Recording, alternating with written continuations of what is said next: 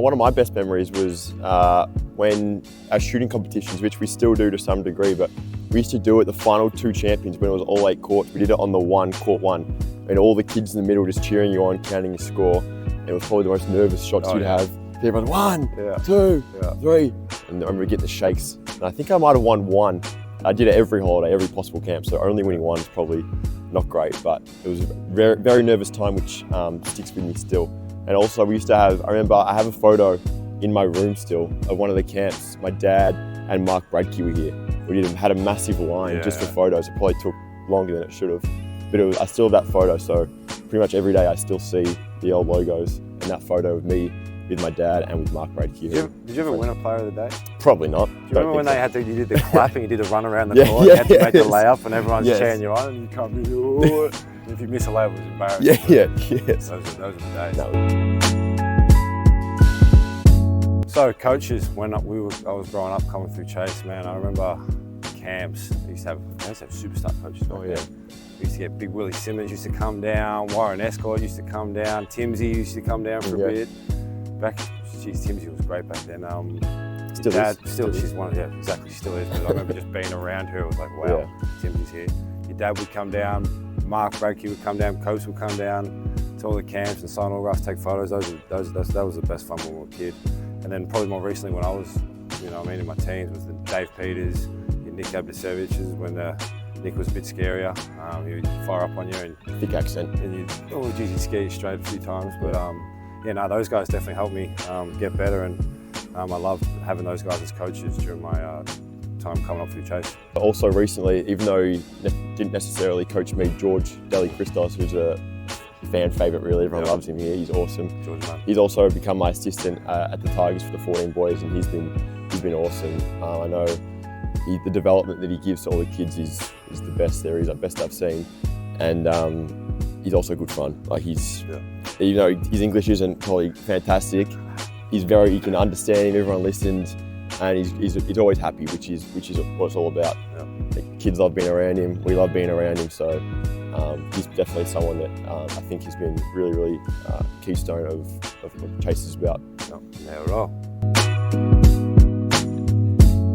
Well, the Chase community to me is very important. I mean, I've grown up in the business. I mean, Dad runs the show, so it's family to me, and I think the best thing about Chase is how much everyone that's involved cares about the kids that come through, cares about them getting better, and it's a real family sort of feel when you're at a Chase session or you're at a Chase camp. So I think the community to me is definitely important, because you see the Chase people out in the streets, they say hi, you see them at basketball, you see them at basketball stadiums, everyone comes up and says hi.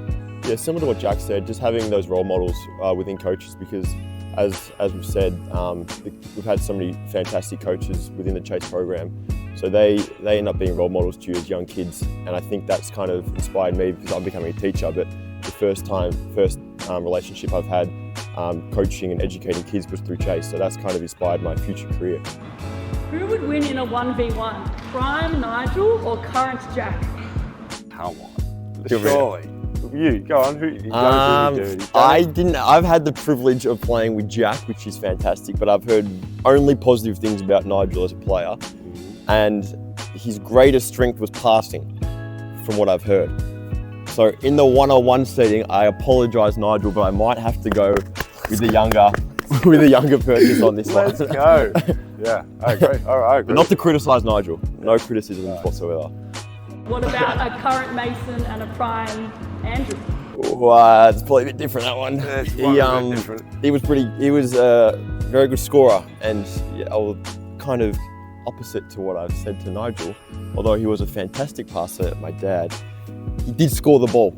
And he may have had some, if you ask Copes, if you ask Nige, if you ask Mark Bradke, he's some of his best teammates. Although he was a good passer, he did tend to take a shot or two that might have been forced. So in the one-on-one setting, he probably has my number on that one. Although defensively, yeah, hey, you're locked down. Defensively, I've been all right recently, I'd like to think. And again, from what I've heard at the time, Dad had the tendency to maybe take a possession or two to rest on defense. So if I start with the ball, I might be all right. Yeah. I'd rather a poster dunk. I mean, that would be better for me, but I'm probably not going to do it. So I'd probably a poster dunk as well, just because we've hit some threes. We've hit we've plenty hit of enough threes. yeah. We're not that crafty to ankle break someone. No, we're not. But you can get lucky every now and then. Yeah. We can dunk on someone. Did you dunk on someone a few weeks ago when I threw that lob across the court? Oh yeah, there was someone in the key. Yeah, They mightn't have that's a been there. dunk on. That's a post dunk. They're in That they're in the general counts. area. Yeah. But yeah, probably a poster dunk. I feel like that'd be nice. Yeah.